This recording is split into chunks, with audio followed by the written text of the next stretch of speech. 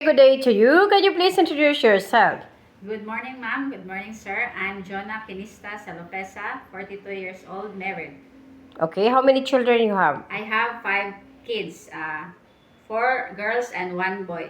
The eldest is 20, the second is 17, the third is 16, the fourth one is 13, and the youngest is 10. Okay, yes. So, wow, you have a lot of kids already. Yeah. So, I think you're a very hard work mom. Okay, yes. So, do you have any work experience in abroad? No, ma'am. What about here in Philippines? Do you have any experience? Yes, ma'am. I have experience here in the Philippines. I have worked as a housemaid here in the Philippines for 3 years. Mm-hmm. Uh, Okay. Yes. So, what is your duties? my duties and responsibilities is to uh, taking care of elder women. Mm-hmm. She is 82 years old and 2 years old baby girl. Okay, yes. So, how many members in that family?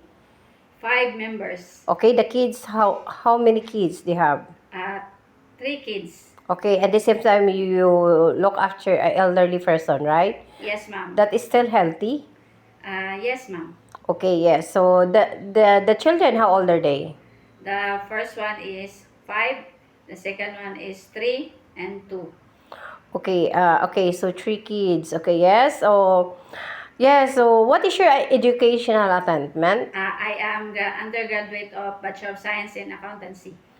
Okay, so currently you have a job. Yes, ma'am. What I kind? I am a utility in Holcim, Philippines. Okay, so that is a government office No, or it is a private. company. Yes, ma'am. Okay, so how long years you been working? Almost 1 year. It's almost 1 year now. Okay, yeah. So the same time you're still working. Yes, ma'am. Okay, yeah. So of course, are you capable to look after a newborn baby? Yes, ma'am. Okay, so can you tell me how the way you taking care a newborn? First, I will take about the baby, and after, I will give him food.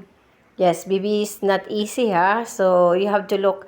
You have to check time to time, and of course, you have to extra care. So then, baby is very sensitive. Of course, you have a lot of patient also.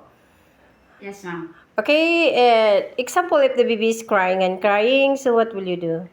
If the baby is crying, I will carry him, and if he is hungry, I will give him some food or milk. If they're still crying, so what will you do? If he's still crying, the baby is still crying, maybe I check his abdomen. Maybe he is sick. Mm-hmm. Yes, if the baby gets sick, so not feeling well, what will you do?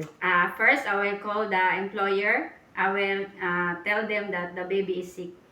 Yes, to inform immediately to your boss, the employer, that the baby is not feeling well, and of course, you have to wait the instruction or you give a first aid. Yes, ma'am. And if necessary, you rush to the hospital. If the baby will rush the hospital, Mm. yes, I will carry If, him to the hospital. yes, if necessary, so you If rush to the necessary, hospital yes. or you call emergency. Emergency. Yes, ma'am. Can you sing a song on nursery rhymes? Yes. Rain, rain, rain, go away. Come again another day. Little children wants to play. Rain, rain, go away. Thank you very much about that. Okay, then, why you want to go to work in Hong Kong? I want to go to work to Hong Kong because I want to have a high salary, and Hong Kong is the best country for OFW. Yes, Hong Kong is very nice country and they offer a high salary also. And of course, we are a mother, we have to prioritize about the future Yes, of our ma'am. children, especially when it goes to university. Yes, ma'am. And you got 5 children also.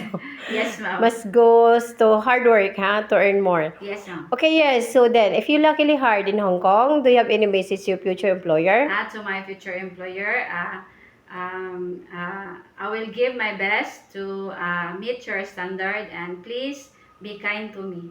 God bless. Thank you. Yes, and to promise that you finish your 2 years contract or more. Yes, ma'am. Of course, in Hong Kong, they have holidays every week. So that if your employer requests not Saturday, Sunday holidays, are you willing to do? Yes, ma'am. Are you willing that no holidays? Yes, ma'am. Of course, they give you a money back for overtime pay so you can earn more.